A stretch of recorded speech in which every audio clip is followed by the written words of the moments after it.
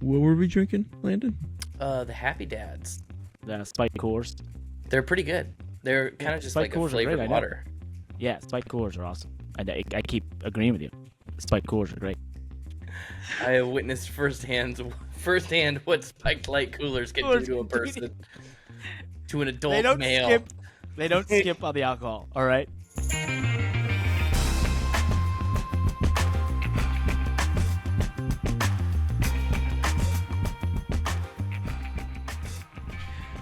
Oh, God, that's awesome. Hey, let's start this thing. Welcome back to the Money Lab. We took a week off. Landon had some travel issues last week. You were sick. Now this week, I'm sick, so I apologize for my voice and occasional sniffles. You're at the beach right now, coming in hot. Love that. Good times. This should be a good episode. We did miss a week, and there has been a literal shit ton of stuff that has happened across the motorsports world in the last 2 weeks. A metric shit ton. Yeah, metric shit ton. Good, well said. We're going to dive into it all here on this episode. We will talk the Cup Series, all the silly season stuff happening around there. Post-Chicago, obviously. We'll dive into the Xfinity Series. My race got a top 5. That was fun. And an altercation I was in that I believe I was absolutely in the right, and still believe I was in the right, by the way. And we'll talk F1 and confidence. When the best driver in the world mentions confidence, I think it's a worthy topic to dive into. We'll talk some IndyCar and their hybrid system that unveiled this past weekend, and much, much more. We have so much, Landon. Let's dive into it. Let's go. Yeah. We started the PR lap, but I can't get out of this window I'm in. Josh, I don't know what's happened here, but I can't. My window has extended. The PR lap? Yeah, can you start it? Because I literally can't get to Notion. I can't get out of this window. What has happened to my computer here? Well, first of all, actually, you know what? I think this is all bogus because you wanted me to read the first review, which is from somebody named Kligerman. Oh, this is what the heck? I don't know. New favorite podcast from Kligerman. If you're looking for the second best podcast with a Kligerman in it this week, number 1 being Masters of Moments, obviously. Apparently that's a podcast. Check it out.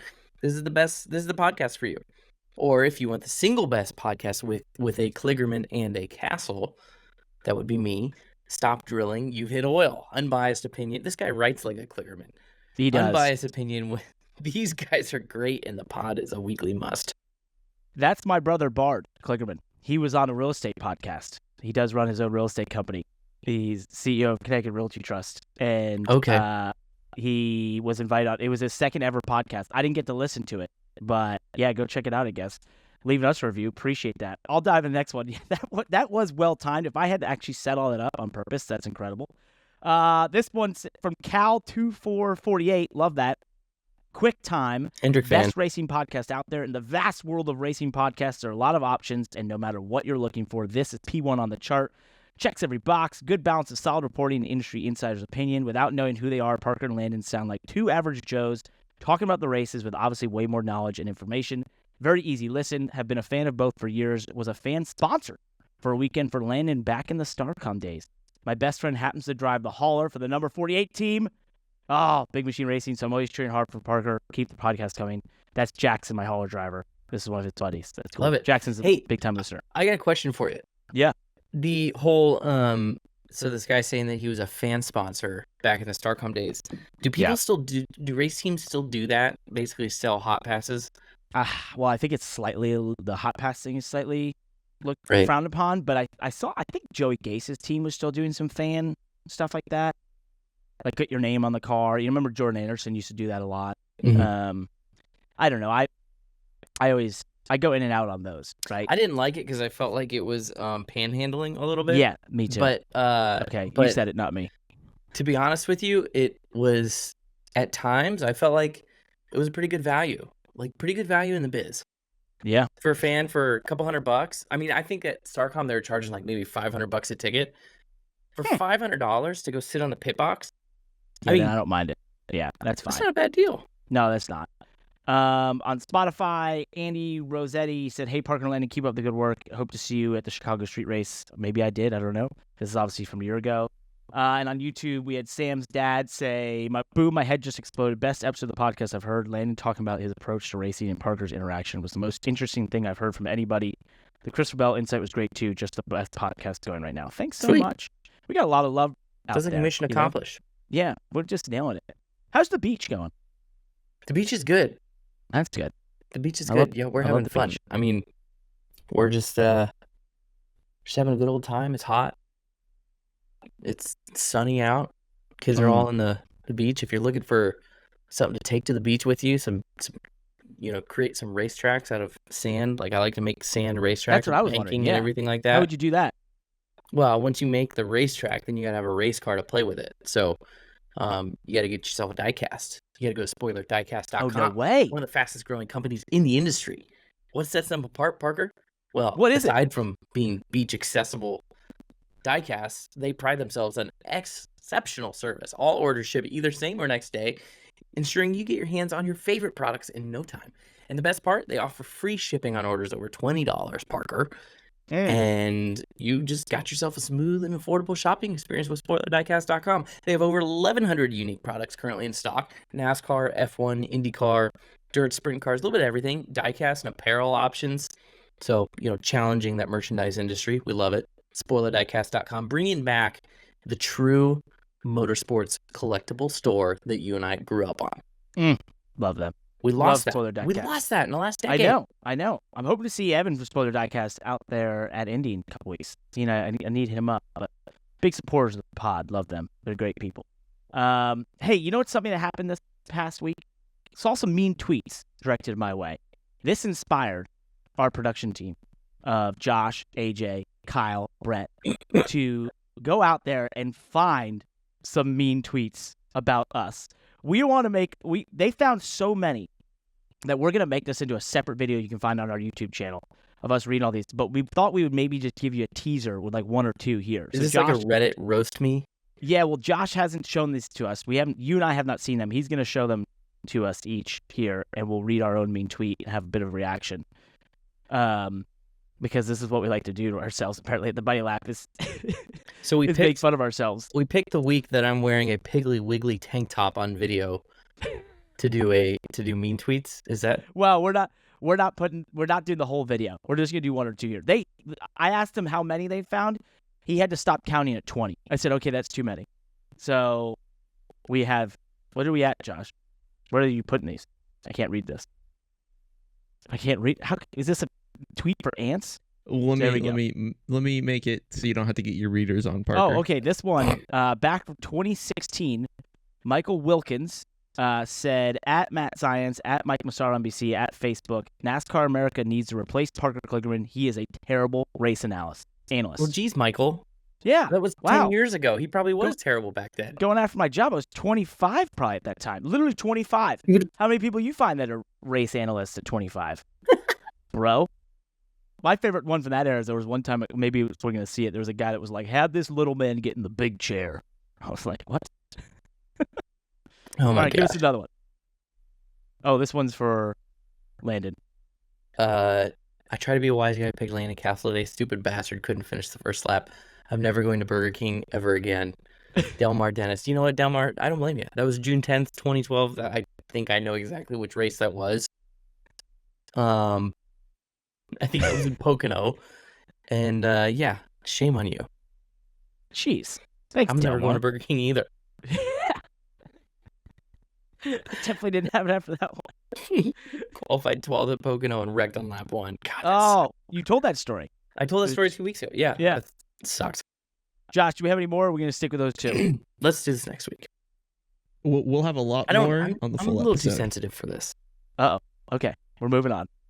We've broken his armor is broken at the moment. All right. Let's dive into the Cup Series. We mentioned it. Chicago Street Course this past weekend. Once again, in the dry and the wet. Well, mostly the wet, to be honest. The weather hit just as the race was starting. I was there, obviously, on pit road.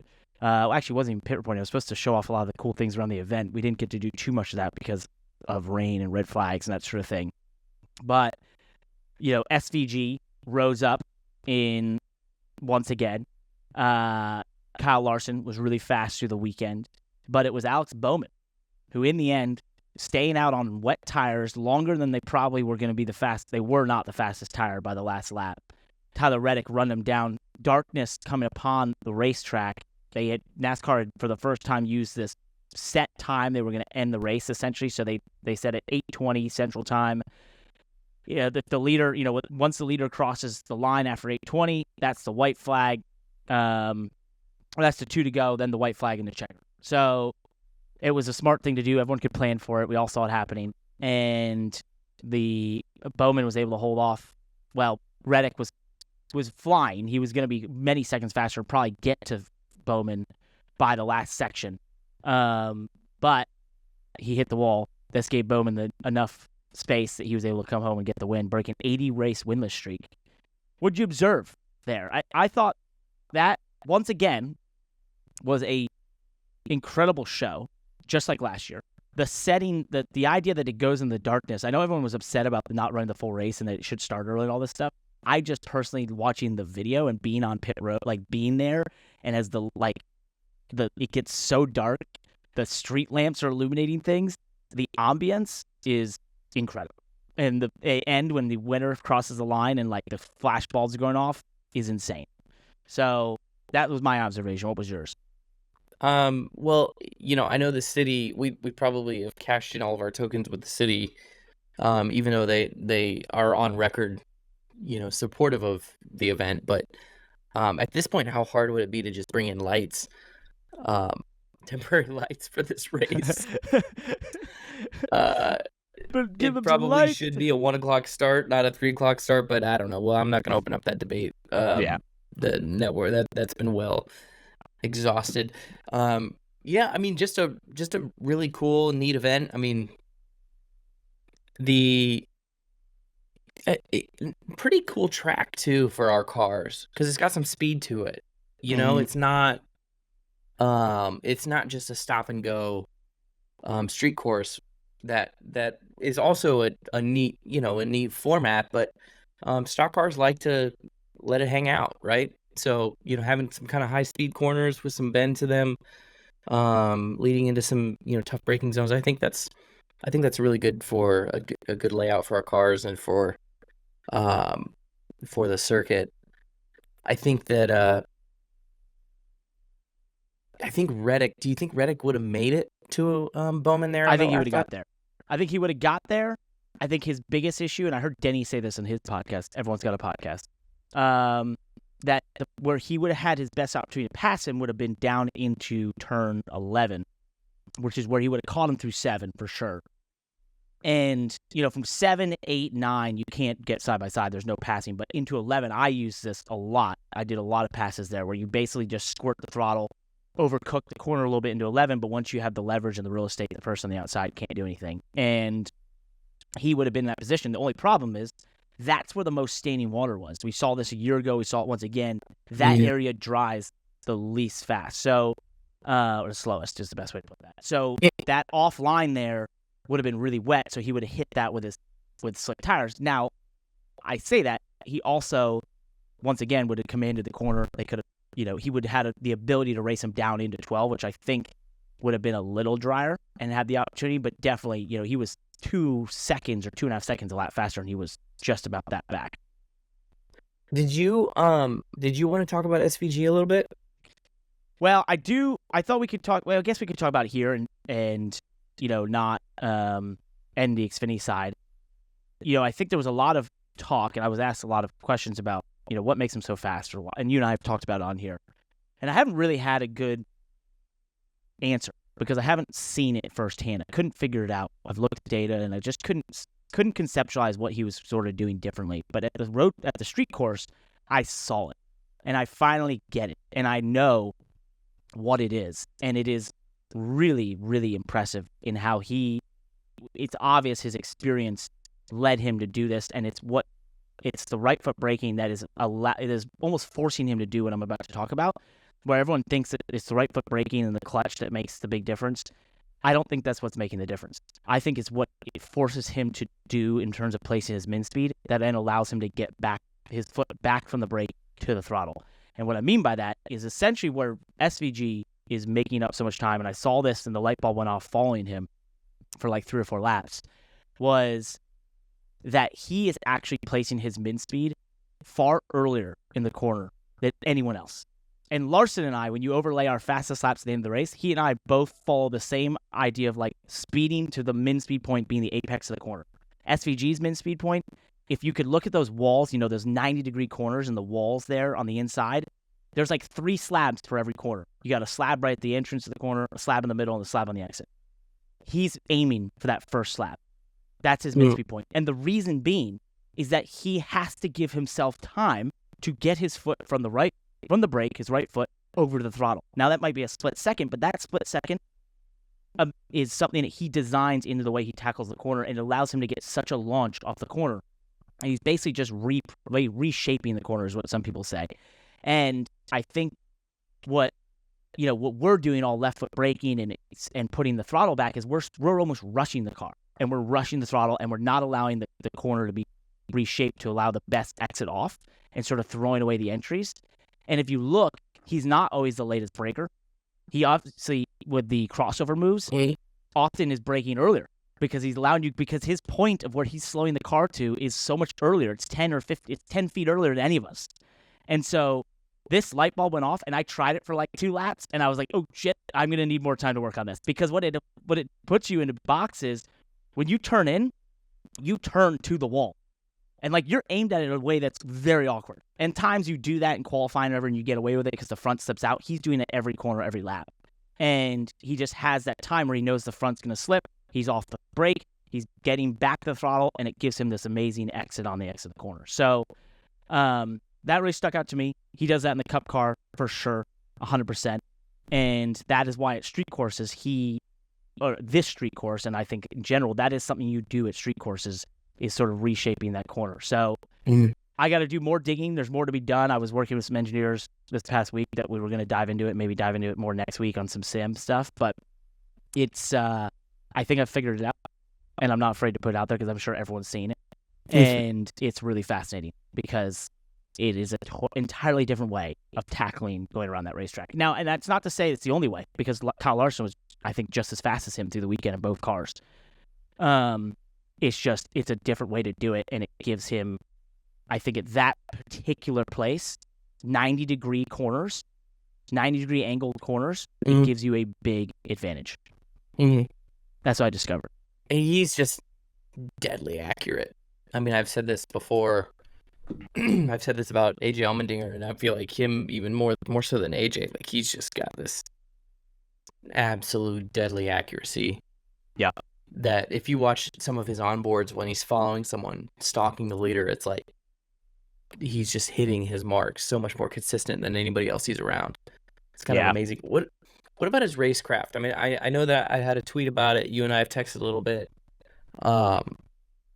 Let's talk about that for a minute. I think when you have Paul Wolf said it best to me on Sunday morning at Chicago. We were talking. I beat up, I passed Logano through my run in stage 1 from the back. And so I went up to Paul, and Paul was kind of hanging around that team. And for those who don't know, I was the test driver for the 22 Xfinity car when Paul came over to Xfinity. And Penske, then the 2 car when they won the championship, I was a test driver working with Paul and everything. So I go way back with him, and we like to give each other shit sometimes. And so when I beat them, I walked up in there and I was like, hey, man, totally took it to you guys.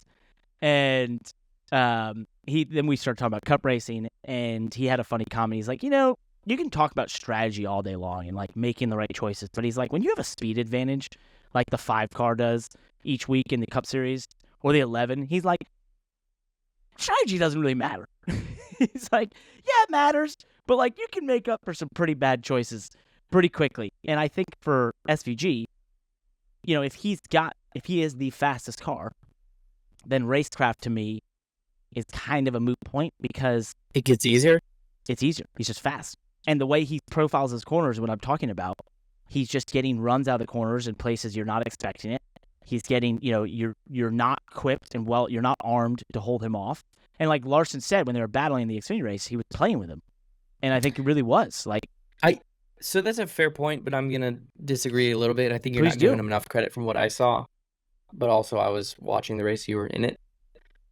Because while what you're at, first of all, I'm going to acknowledge what you said because it's absolutely true, which is if you just have a speed advantage like what he had, it does make it it takes less pressure. It takes a lot of pressure off your racecraft. Yeah. Right? You don't have to force it. You don't have to boot someone out of the way. You don't have to jam it in on somebody to make a pass because you know that you're going to make the right pass. But what I saw him doing on Saturday was setting up passes in a way that even the guys with the speed advantage, it's traditional stock car drivers, NASCAR drivers in this day and age, don't do. Right? And that is like 2 corners before his passing corner. He's getting someone out of position by getting to their outside quarter panel. Oh, I know what you're saying. You know what I mean? Yeah, Like, that's his signature move now. That is such a V8 Supercars pass. If you go watch V8 Supercars at Adelaide or any of the street courses, not to cut you off, but what you realized, I've watched V8 Supercars since 2005, 2006. That is like the quintessential V8 Supercar pass. Yeah, getting someone out of position before the next corner. But it takes 3 corners. Yeah. Well, and the thing is, and the thing that I tweeted, and I know that you know what I'm talking about because we texted about it too, is like, hold on, you know, I will raise my hand and say, hey, I've been critical of all these regulatory policies over bumping and passing and things like that, but is this a product of a driver who has had to make a career out of not bumping people out of the way? 100%. And he, you know, it's just second nature to him to have to set up a pass as opposed to just be like, well, where's the next corner? I can rifle it in on someone, you know, and put it on that guy to either get out of my way or not. Right? Because very well, I mean, a lot of the highlights from Sunday, I mean, shoot, look at the Ryan Blaney's on board with who did he punt in the last lap? I think it was John Hunter maybe, or 42, John like Hunter. It's a NASCAR champion. Right, like dude, a champion of the NASCAR Cup Series. Yeah, a driver who I admire and respect. You know, just doinked a guy out of the way on the last lap. Pointless. Just Chase Elliott and Daniel Suarez. Yeah, like what are we doing? I know, dude, it's wild. The end of the Xfinity race was the same way. The end of their race was, you know, just it's like you get to the last 3 laps, and it's the old short track thing of like you might fire it down the inside of one corner. The problem is, I said this on a NBC call, I said what the deal is with this street course is that for one whole lap, you've got 7 or 8 chances to fire it down the inside of someone or just fire them off the track. And so when you're in this position of like, well, the race is over, they'll never get back to me, boink, goodbye. Right. There's no repercussion, and there's no respect. And so it's just like, goodbye. And I don't know if how much farther you want to go on this conversation, but this is a great transition to the next the next topic, which is all the fines that NASCAR's been giving out in the last 2 weeks. You have Hocevar who spun out Harrison Burton under caution at Nashville. He was fined $50,000 and 25 points, and then which is not an insignificant amount of money for someone like that. No, it's not, and the points are significant. You know, when you're in a car like that, points are everything. You fight hard for points. You could go weeks to make up 20, to make 25 points. So that's a big one. And then Bubba Wallace was fined $50K, no points, for hitting Alex Bowman under the cooldown lap at Chicago because Alex had fired him off. Now Alex had admitted it was a complete mistake in the midst of the race, but Bubba made it his displeasure known. And the window nets were down, that sort of thing, and that's something NASCAR usually frowns upon. So, I think these are they're not the same, but I do think some of the penalties you're seeing and that we've seen, we saw in the truck race at Nashville, Lane Riggs was part for 2 laps for overly aggressive driving. Like, I think NASCAR is getting a little bit involved in the officiating business. Probably rightfully so in some of these cases, and especially when it's either safety, issues, or it's the, obvious intentional under caution sort of thing that just is a no-no, right? I think that they definitely are, and by rightfully so, I agree, rightfully so, because I think the aggression and the tempers are getting worse in the sport. And I've said it on this podcast. I've said it to people that'll listen. I've said it for years. I trace this back to the cars being rigid. And you can bump and you can beat against someone, and You can do it with very little penalty to yourself. Yeah. And at the very least that it does is it starts ratcheting up tension. Right? Mm-hmm. The most that it does is it wrecks a guy, and then he's going to wreck you back. Right? But that's always been part of racing. I mean, that's always happened. But what happens, what happens now is a little bump here and it pisses a guy off, but didn't do anything. Nobody got wrecked. But it causes him to say, well, I'm not going to take that. And he bumps you back, moves you out of the groove. And now you just got this back and forth, and it leads to somebody wrecking. Or it leads to something happen under caution. Or it leads to something happen after the race. Right? And then, and then we can go down the other rabbit holes of, passing without the real strategy and tactics that we talked about with SVG, and what's his name again? Shane Van Gisbergen. Shane Van Gisbergen. Yeah. Scott Van Hugenhagen. No, you can't do it anymore. He's here to stay, man. He's here to stay. What's that? He's here to stay. I know. Well, and I think you are. But, I think the cars, but go before this blame car. on the Think of the COT. The bumpers lined up, right? I think it's where it's all started. Yeah, it's all started because you had no penalty for just firing it off into someone. And, it's like, and then your point, they got super rigid with this car. And so it's just like, yeah, I get it. I see. And, for Xfinity, we have composite bodies. We can hit the hell out of each other. Yep. Like, it is, it is 100% that way for that reason. And the cars have become indestructible tanks. So, in that sense. Yeah. That's what I boil it down to. I mean, it's not it's a fair argument to blame it on the kids these days. Yeah. Blame it on the internet racing, things like that. But, and I think that maybe plays a role in it. But I really, to me, it boils down to the car. And it boils down to the racecraft of the car. And I think that the car itself doesn't crush when you bump someone. So you can bump someone without penalty. And at the very, very least, bumping someone just ratchets up tension, which ultimately, even over weeks, right? It doesn't even have to happen over the course of a race.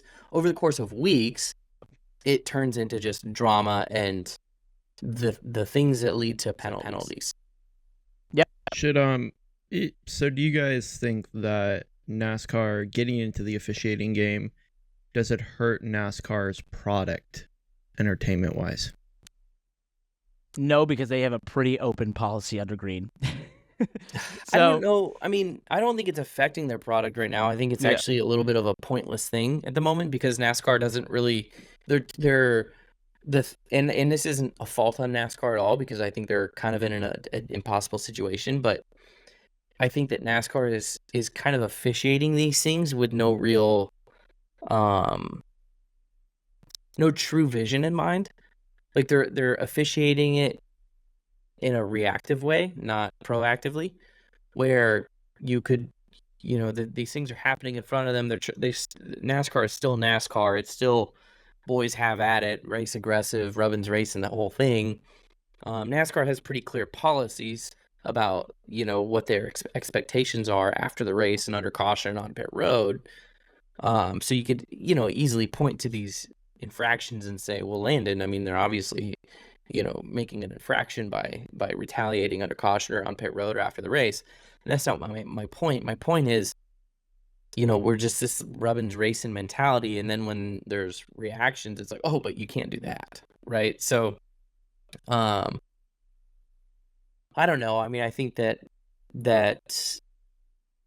sports car racing or V8 supercars, right?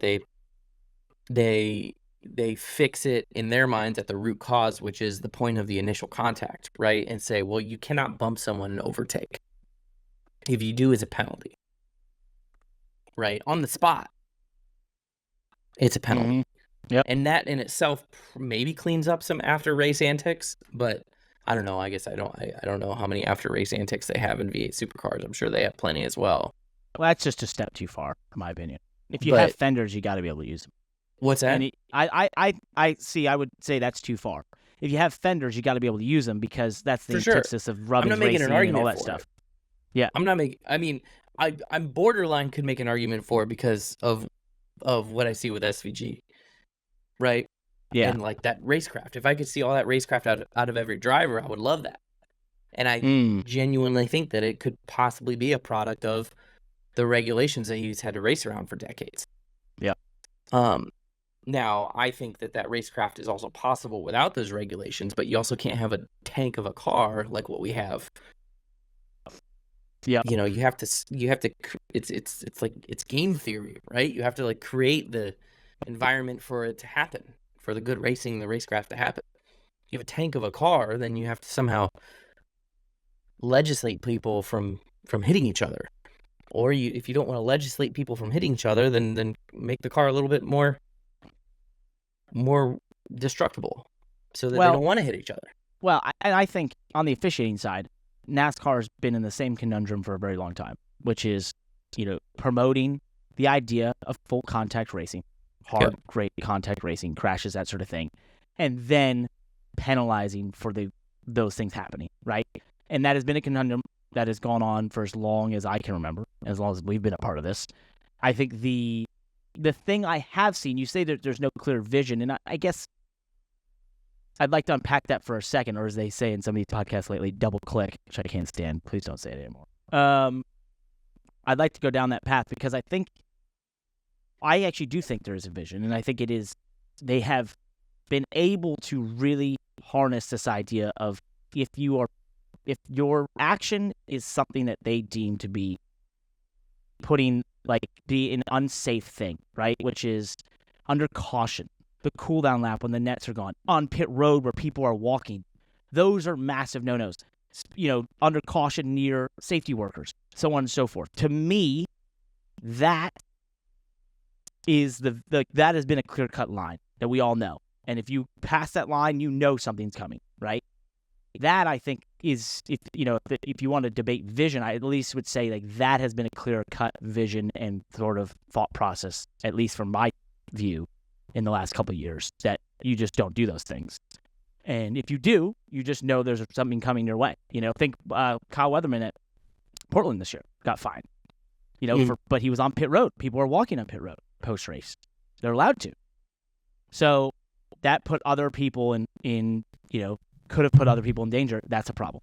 Right. That's what I'd say. And that shouldn't change. It's just that to me, the NASCAR policy has always been that drivers are self-policing. Right? But part of that self-policing you have to ask is like, well, what is the counterbalance to that self-policing? Right? Because self-policing means that there are consequences to your actions. And in my mind, part of the consequences to your actions of racing someone overly aggressive is that your own car was at risk for so many decades. I see what you're saying. Yeah. And now that is less of a consequence.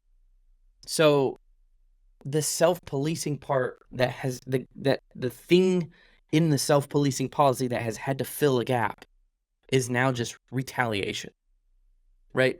Because for the aggressor, there are no consequences for their actions. They can just push someone out of the way, and it literally knocks them out of the race. And there's no damage to their car. Yeah. Right? Yeah. So what other way can you FAFO in NASCAR?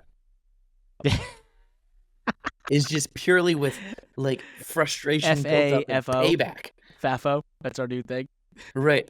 And so I'm not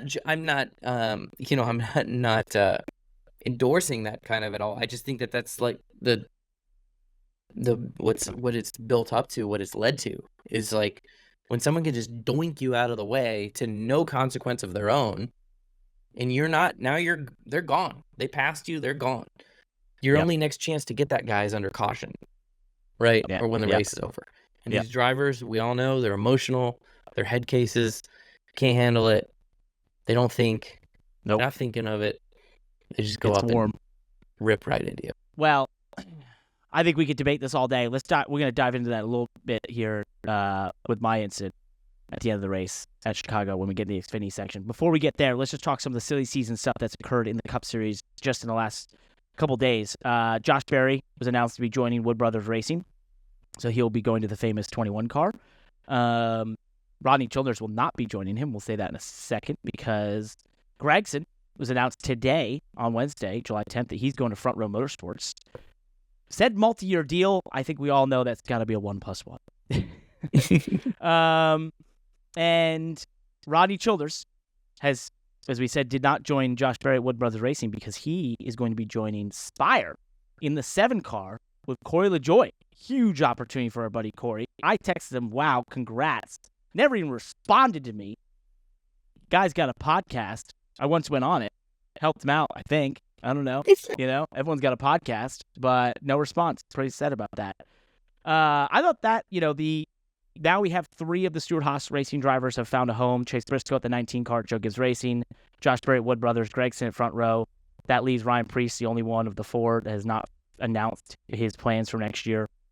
And I think these were kind of expected and understood to be sort of the landing places, whether it was Berry going to Front Row or to Wood Brothers.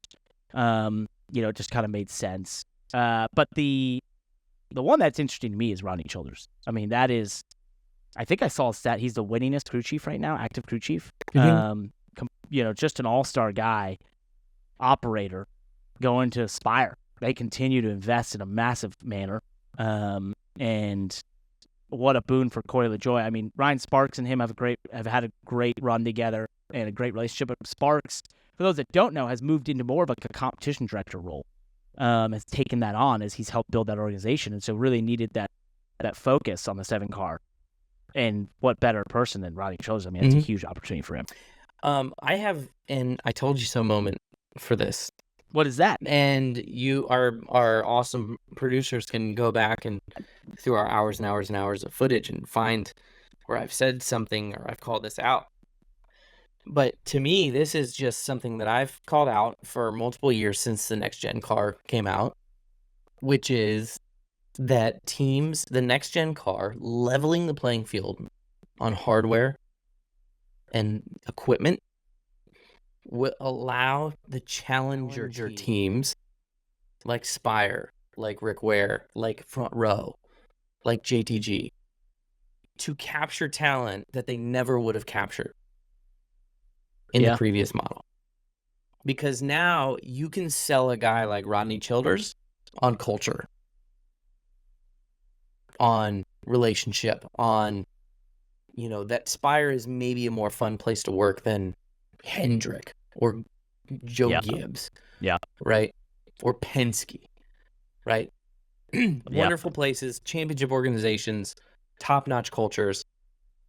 But for a guy who's been in the sport for decades and is still capable of winning, is probably still capable of commanding any one of those top seats on any pit box on pit road, to choose to go to Spire is because it's like, you know what?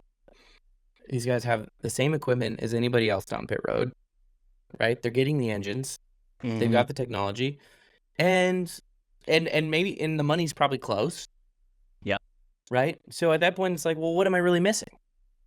Right? It's a good place to work. Good people. Yep. Right? Dickerson, the whole team. Like, I'll give it a shot. Because it's the same race cars. Yeah. I mean, I knew he's a crew chief, but it's just like same toolbox. He's working on the same cars that he would have worked on at Hendrick. And that you couldn't have said that 5 years ago. Because 5 years ago, faced with the same decision, someone like Rodney Childers might have said, well, I love those guys at Spire, and I believe in what they're doing. And I love Corey, and I love Sparks, and I love Dickerson, and I love that team. But the cars are 3 years old. Yeah. Right? They don't have the technical lines. Where are they getting their chassis? Who's building their spindles? Who's doing their bodies? All this stuff. Yep. And he would have said, everything looks great, except I just don't think there's too many things that I can't control. But I think the next gen has allowed. I mean, this is they're not even a key partner. Yeah, they're not even a key partner. And I think the key partnership still makes a big difference. Mm-hmm. But it allows a Rodney Childers to say, you know what? On my best day, I think I still have a chance to win. He may not run for a championship like he's used to doing with the key partnership. And he may not have access to the same wind tunnel notes and and all the same, depth of engineering that he's used to having. But on his best day, does it still put him in victory lane? Potentially. Yep. Probably a couple times a year. So I'm sitting here and I'm listening to you to say all this. The question that immediately comes to my head is the Backmarker team dead in the Cup Series? Is there a Backmarker team? It's actually, Josh, I had this discussion with someone the other day. That is a great point. And that is being last in the NASCAR Cup Series right now and in going forward is not a given. Like, it's not a given who will be last, right? Especially if you get the Rick Ware cars or the 16 car to be legitimately full-time drivers. I mean, this is by far the most competitive top to bottom the series has ever been. The parity is the most. I mean, Chris Gabehart and I talked about it a lot. You still have, obviously, we saw it in the first portion of the season where at the top you have Gibbs and Hendrick who have risen to the top and won most races. But the closeness of the field and the parity amongst everywhere else is so vastly in another level than it's ever been. That, yeah, I mean, being last is not a given. I mean, Colleague, I don't know what the points exactly are right now, but I'd have to believe, the 16 car, the 15, the 15 are fighting for dead last, I would think, basically, of all cars running at 36 in the charter situation. I mean, I think there's the 21 cars back there and 33rd maybe. I mean, it's wild. So, yeah, I think the Backmarker car is no longer, there is no Backmarker. It is lesser competitive / lesser resources. But to your point, Landon, really, we see it with even Rick Ware Racing right now. Even Colleague, the 31 car, had a top 5 at Dover, top 10 runs lately a couple times. If you hit your day, the opportunity is there. And that's just we're in uncharted territory. We've never seen this before. And it continues the last couple of years. It's continued to be evident that this is the case. And then there's going to be weeks.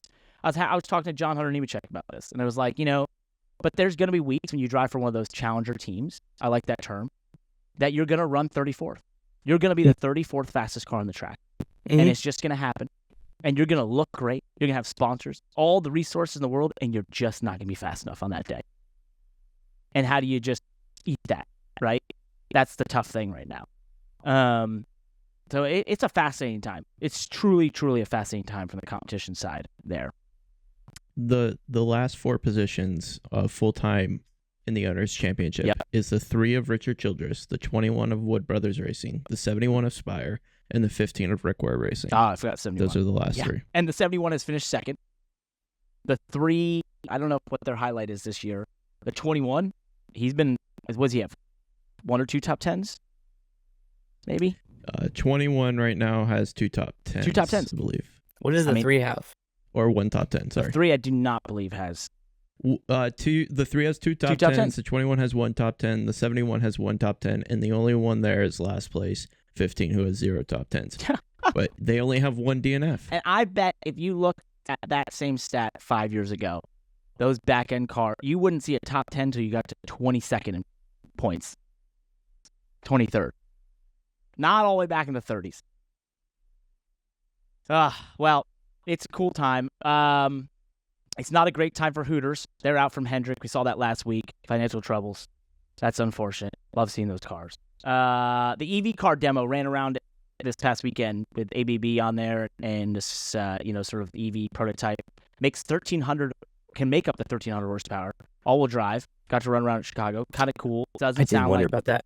It was all-wheel drive. Yeah, it's all-wheel drive. It doesn't sound like, it sounds like the manufacturers were into this, and now maybe they're not because EVs are, not selling the clip that they thought. There's been, there's a lot of turmoil in the EV world in terms of sales and, consumer changing taste and that sort of thing, and infrastructure matching what people need in terms of charging and that sort of thing. So it's just an inflection point that we're running through right now. I do believe that EV racing and NASCAR being associated will definitely be a thing here, and I think you'll see some stuff soon. I think I think the whole thing about EVs sort of like going to the wayside, they're not going anywhere. It's just going to be another portion of the automotive circle. Let's talk Xfinity series. We promised it. scintillating battle in stage 1 between Shane Van Gisbergen and Kyle Larson. So much so that Shane gave him a thumbs up, and Kyle said he might have been playing with him. That was pretty cool. Me, on the other hand, I had a pretty successful weekend. Was second in first round qualifying to Larson by just a couple tenths. Lost in the last corner. Angered at myself. I thought I had him. That's the best driver in the world. I was pretty pumped. But we knew before practice that we had to change an engine. We found an issue. So my run in final round qualifying was really just for pit selection at Pocono. So I was a little conservative. We ended up 7th.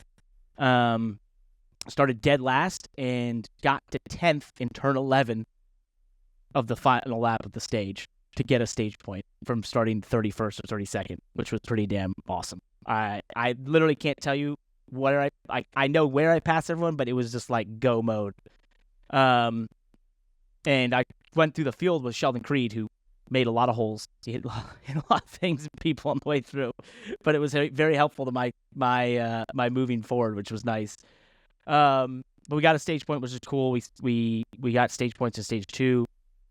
And we actually we pitted at the end of stage 1, and we wanted to stay out. But when they told me, in the way the corner is designed, I couldn't turn left when they told me to not pit. So we committed to that strategy. Thankfully, it worked out. I felt like a real dummy for a minute, but there was nothing I could do. So just that place and sort of the toughness of the street course of trying to make strategy calls, because you wanted to pit once. We did pit once, but we stretched our fuel with all the cautions. It helped a ton.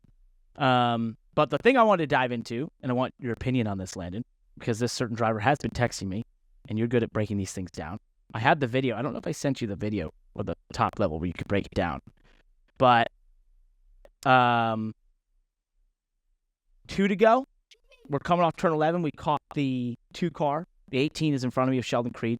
Kyle Larson is right behind me. He's been behind me for multiple laps. And we come off turn 11 where the 18 had overcooked turn 11, gone wide. I stay to the right. And in the video, this is where I really felt like I was justified in that I didn't do anything here, malicious or even just didn't do anything.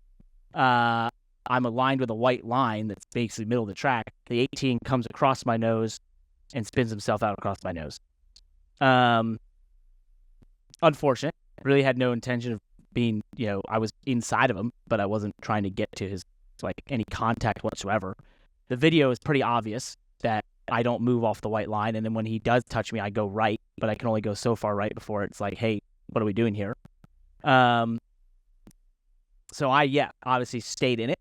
I was like, if you're going to come across, I don't know what to do anymore for you. I'm trying to hold off the 17 who's right behind me, who did get by me, but I knew if I, went even further or lifted and braked, that I would get run into by the 17, or he'd fly by with another car, and I'm obviously fighting to be in the top 5 at the end of this race. So, I don't know. You have the video? I'd love for you to break it down. I mean, the way you describe all that, it doesn't sound like you did anything wrong. I really did nothing wrong. So that's what I'd like. I'm just going to go ahead and take your word for it, I guess. Yeah, well, if you could look at the video. So here's the thing.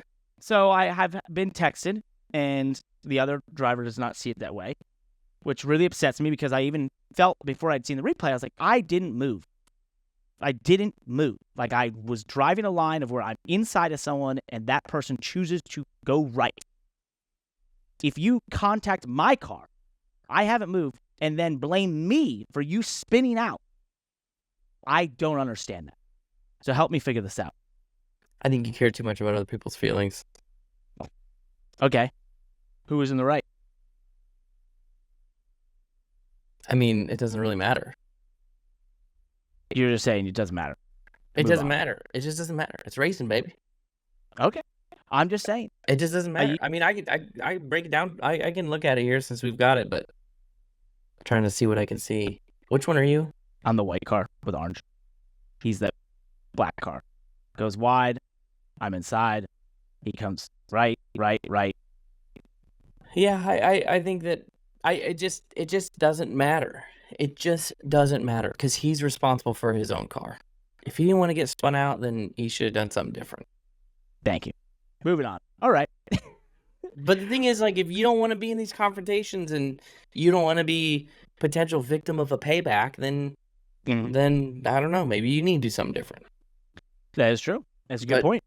So at the end of the day, it's just like, I didn't mean to. You turned. You did this. You did that. It just is stupid. Like, the real reaction to this is like, sorry, man. Hate that happened. Which is what I said. Hate that happened. I was there. Don't know what else to say. We're actually the same opinion. That's just, you're controlling your cars. So we anyway, we end up fourth on the day. Pretty solid day for us. Got beat by some of the best in the world. Got a little bit, like we talked about earlier, to work on to be closer to them. But really, really strong day for us. So overall, and starting dead. I was really like, the one thing that did stick out to me is you could pass, and I think you saw this in the Cup race as well. There's multiple passing zones, and a lot of it is because the way stock cars are, right, where you can have a little bit of contact, especially side by side. You, as the car, if you have a little speed on a car, you can take the liberty of going to a corner where you just cannot be side by side, and as long as you take the leverage into the corner, positioning-wise, there's no response from the other car. Right. And it's not a dirty move because it's kind of like you had the speed. You're just passing in a place that basically puts you both in position of, hey, only one car can fit here. So, whoever's got the momentum has to. And I saw a lot of that. I didn't see that. Yeah, and that's where SVG made the pass for the win into 7. Well, that's a pass I had made. I made passes into 11, as I mentioned, where you cannot go side by side. But the car who has the positive momentum, who has the speed, is the victor. And so it's almost like whereas oatmeal cars, you would just never be able to get beside them because you'd never have a long enough braking zone. You'd never have a speed advantage large enough. You would be a processional thing. Whereas a street course and a stock car, because the braking zones are so long, because there's such variability in speed, and because you can take real estate leverage, I really think it actually is a great combination. And then add in that with the Xfinity car, you can hit the wall off every corner and get away with it lap after lap after lap, like I watched Ty Gibbs do in front of me. For like 5 consecutive laps, he slammed the wall and just kept digging. I was like, my goodness. All right, let's go. So you'll be proud of this. In practice, off at turn 5, I worked on the sim where I knew you could just graze the wall perfectly with the way that corner is designed, and it's not going to hurt anything. And in practice, I touched it 3 times, but I just took off the wrap to the plastic, to the composite body, and I was like, yeah, on it. So, anything else in the Xfinity race stick out to you? No. I mean, it's a good racing all around. I mean, Xfinity Series is great. I still get a little bit cringy at the end of these races when I just see all of the pushing and shoving, and it's like, oh, come on, I hate to just throw away a good race for just a bunch of late race shenanigans, which the Cup Series is the one that ended up being that way the most. Mm-hmm. But yeah, F1 was interesting this weekend. We're going to get there. Hold on. Before we get there, speaking of oatmeal cars, Connor Daly announced he's going to run for Sam Hunt at Indy, the 26 car.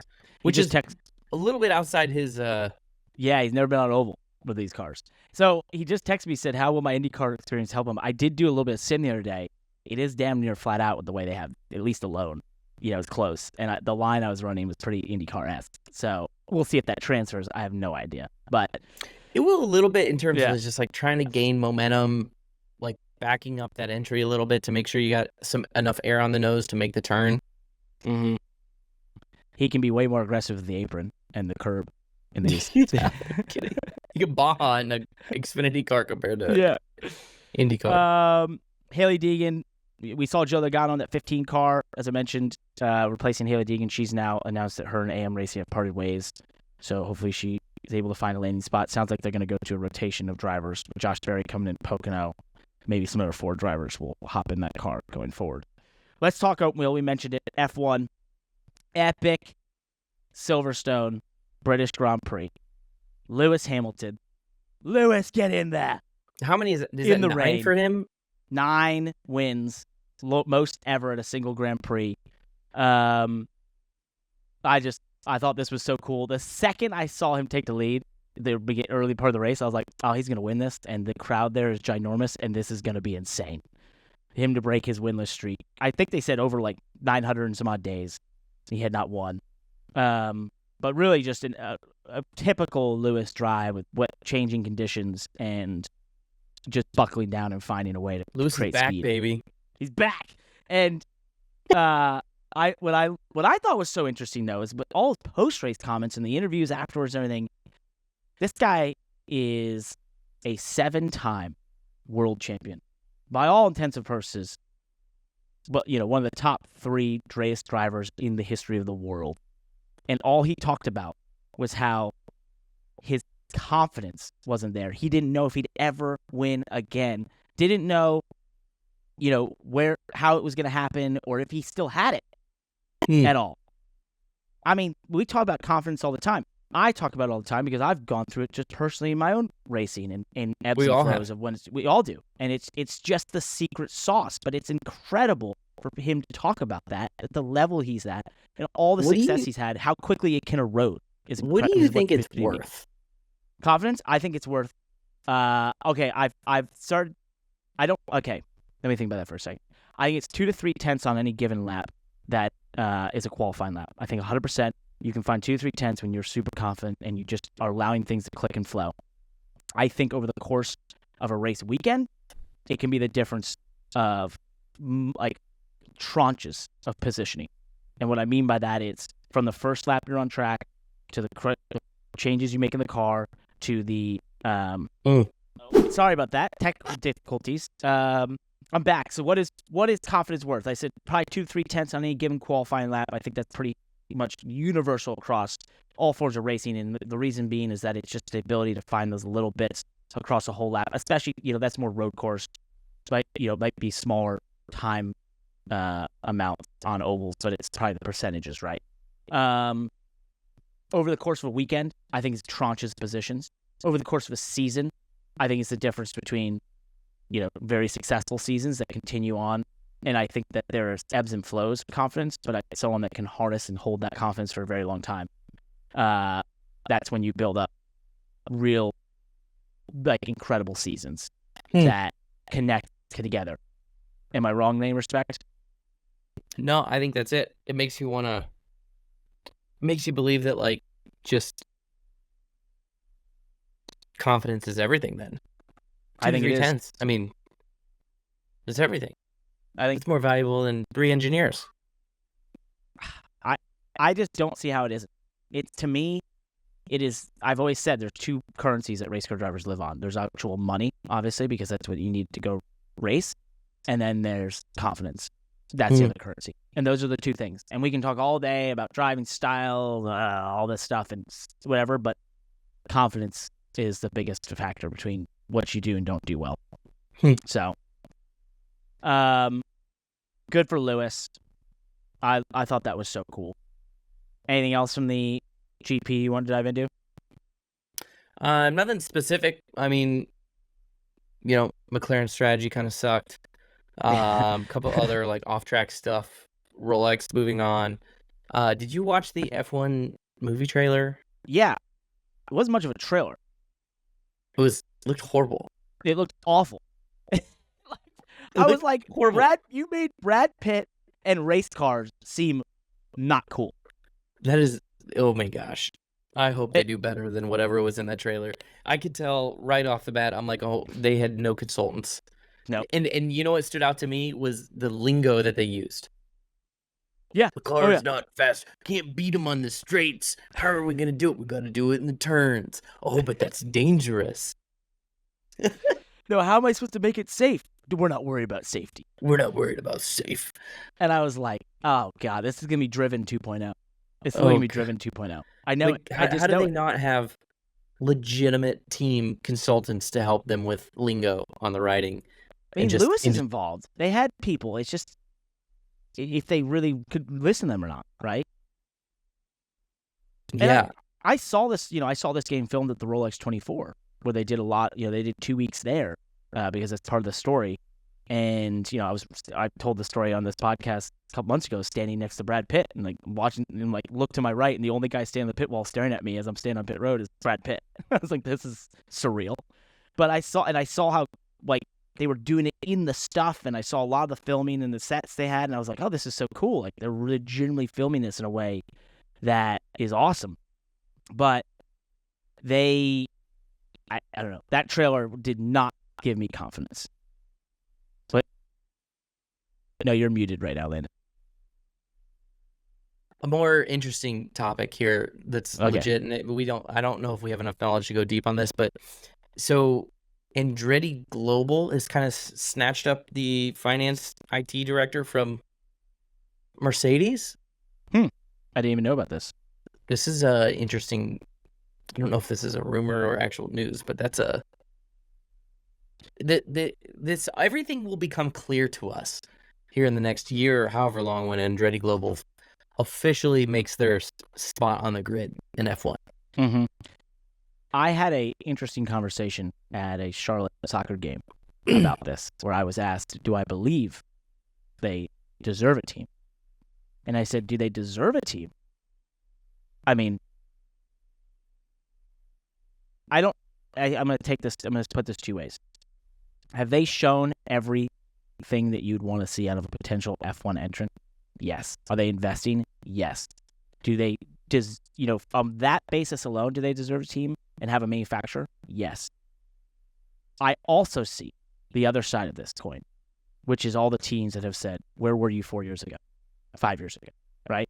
Now, timing is everything. That is just life. Mm-hmm. But these, just this, the facility, all the stuff is like, okay, I get it. Probably, if you look at it from the basis financially of what those teams that were there already did from the last 5 years, they have an argument to be made that why do you deserve this spot? And that is a tough one. But from what we've seen, stuff like this. One. What's that? That's not a tough one. Well, no, what I'm saying is, go ahead. That's not a tough one. That's just typical gatekeeping, smug BS. I don't know. With that comment, because that's like saying to someone who is just now learning about Bitcoin, where were you 5 years ago? Yeah, it's true. Right? Because I guess, if I say half, probably the majority of Andretti's money is coming from someone else, right? It's not like Andretti woke up yesterday and decided F1 was a good property to invest in. It's that Andretti finally got some traction for other people to be interested in giving them money to invest in F1. Okay, when you put it like that, now I can, that argument. Okay, I'm with you. You've totally changed my mind. Well, the next thing I was going to say was just that on the other side, all the investments and everything they've done, they wholeheartedly deserve this opportunity. So this is just, I think it's continuing to add in. It's just like, this is an eventuality. It's going to happen. This group is spending money as if they're a team already and they don't have a team. But don't be confused. And it is not Andretti's fault. Yeah. In my opinion. And, okay. And if anything, the name should just back it up enough that it's like, that name's been around in racing. They know what F1 is. Yeah. You're right. Right? Yeah. So they didn't just all of a sudden wake up yesterday and decide they wanted to be cool. It's everybody that supports them, right? That was Chances there. are Michael's been pitching F1 for decades. That's a good point. Right? And couldn't get interest because, you know what? Nobody cared about F1 10 years ago. Yeah. Now all of a sudden, because it was on Netflix. So, I mean, yeah, and the amount of money that they're spending, well, that's the amount of money you have to spend to get into F1 now. Mm-hmm. To even get considered. No one has done this. I watched every team that's come into this deal in the last 12, 15 years. No one has done this. Since Toyota came in back in 2000, whatever that was, 2001 or 2002, no one has, and BAR came in at that time, BAR Honda, no one has come to this level and done what they're doing since then. So, and those were manufacturers themselves, Well, it's interesting. I'm excited about it. I mean, I hope for the best. I don't know. I haven't always been a big Andretti Global fan, I guess, but I am for America. Can I just say, as a fan, I'm so sick and tired of hearing about trying to make deals happen to have a spot on a grid when every time in the past it was you showed up with a car, you paid your entry fee, and you tried to qualify in. What happened to speed being what determined who was on the grid? Why is it now money and everything else? Racing is dead. I thought you were going to say amen. That's your whole thing. You love that. You want just open qualified. You love it. Josh, because racing costs money. Yeah. Speaking of Toyota, there was a rumor that they might be wanting to make an F1 return. with Haas becoming their team of choice. That always goes well for them. No offense, Toyota, but the last time was a disaster. So we'll see what happens.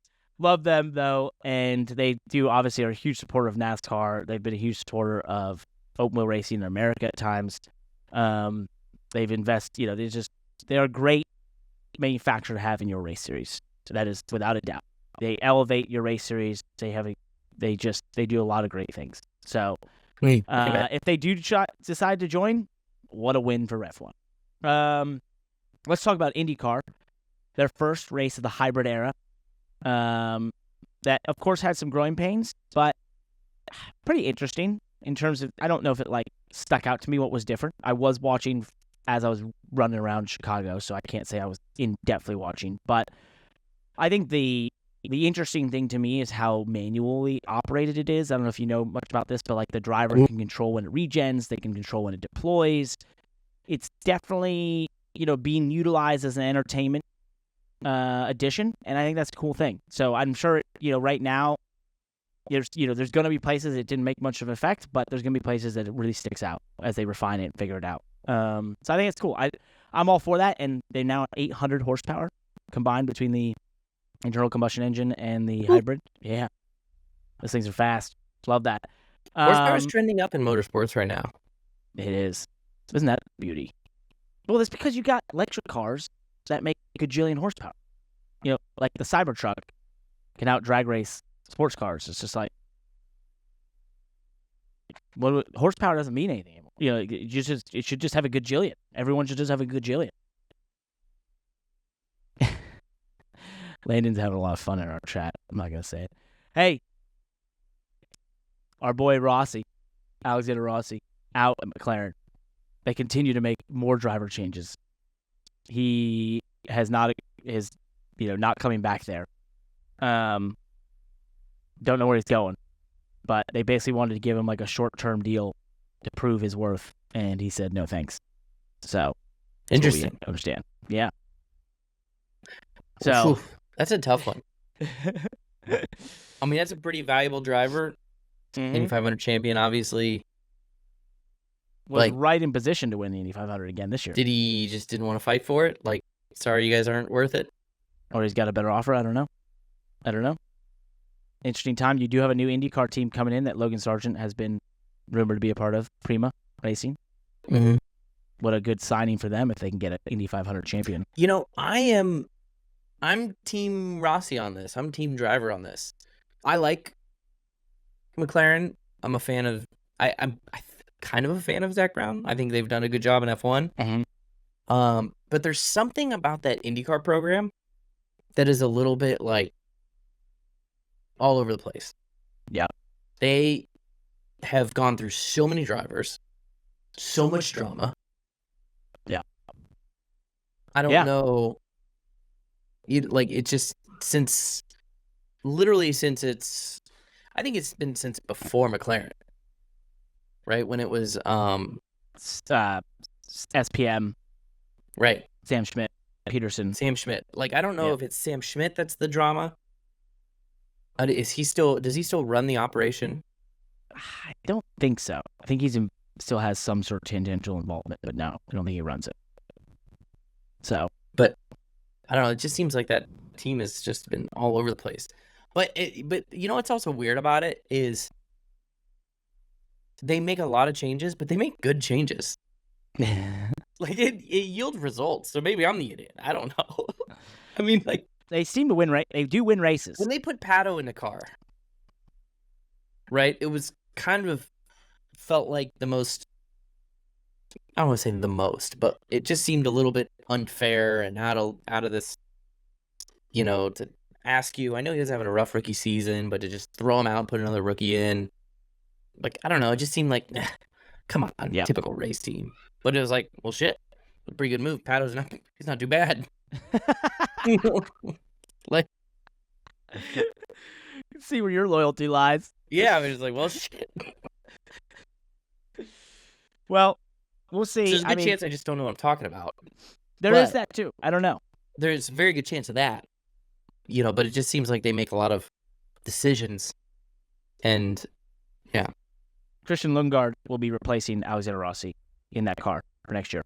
He's leaving Rahal Letterman Lanigan, where he's been driving the Hy-Vee car. Remember, we saw his diecast in the Hy-Vee store together, except for one glaring problem with the diecast. Didn't have his name on it. Didn't have his name on it, so you had to know it was a short-term deal. Yeah, waiting if to tell you that would have gone to story for Hy-Vee, you would have known. 2 weeks. Just like we did. Yeah, if you had gone to Hy-Vee and seen all the number 45 Hy-Vee Rahal Letterman stuff in diecast that were on sale for 20% off or 40% off and not a single driver name on them, you do. Time was up. Oh, man. Speaking of famous drivers and cool cars, by the way, Lime Rock has IROC coming to them. Hold on, I'm getting a call right now suddenly as I say this. And I got to look at the date because I'm an idiot. July 19th to 20th at Lime Rock. IROC is back. Tons of famous drivers, including Mark Martin, will be there. This is being done by Ray Evernham. So it's going to be kind of cool. Some of the old cars, that sort of stuff. And it's all part of the Speed Tour All-Star Race Weekend at Lime Rock. So I got to give them a shout-out, by the way, for this. But you'll get to see some legends of the game going to racing in IROC once again at Lime Rock. July 19th to the 20th. I won't be there. We'll be racing in Indy. But if you're in the Connecticut area, New York, whatever, go check it out. It's going to be cool. Awesome. What about you, Landon? You going? Maybe, I don't know. Maybe I should check it out. Yeah, go hang out. I can't believe this, Landon. We have a guest here ready to go, but I am not going to lie. I'm just too sick. I can't keep going here. My throat's killing me. So Kyle Busch, we are so sorry. We're going to have to do this next week, my man. We'll be ready. I'll be back 100%. Landon's back on the beach. That's when it's going to happen. But I just can't do it. So we're sorry. That's it for the Money Lap. Peace. Thanks. Thanks for listening to the Money Lap. As always, check out themoneylap.com for the best 5 minutes in motorsports, or sometimes just the coolest stuff in motorsports, delivered directly to your inbox 3 times a week. Check us out on YouTube. We're growing fast over there. And of course, Twitter, TikTok, Instagram. We're all over the internet. We're spreading the word of how cool motorsports is. Check us out.